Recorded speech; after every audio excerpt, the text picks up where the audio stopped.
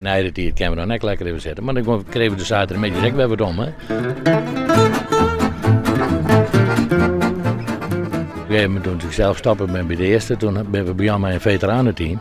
En daar het gros van is daarvan, toen we begonnen te voetballen. En dat is ontstaan in 1991. En vanuit die tijd gingen we ook al hier met reiscursus en sokactiviteiten, met feestjes met een en ander. En vanuit die tijd is het eigenlijk ontstaan dat we basis, voorheen weer basis en nu tongen die en zaterdag weer lekker binnen zitten.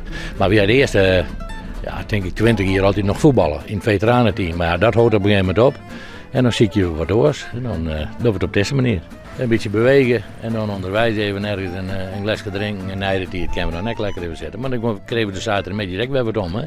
Het voetbal in gebeurde, dat mag toch wat. Dus maatje Jouke van erbij is nog niet eens wat lien.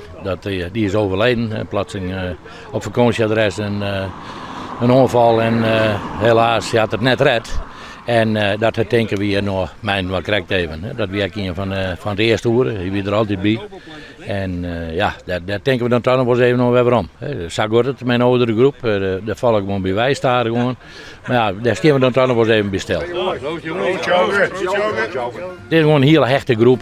En ja, dat succes al 25 jaar is dat al gaande. Dus dat is hartstikke mooi natuurlijk. Het is wel uniek. Ik kan me net orenploegen voorstellen die al zo lang vanuit het voetbal wij altijd al binnen binnen. En we houden het echt nog zo lang mogelijk vol.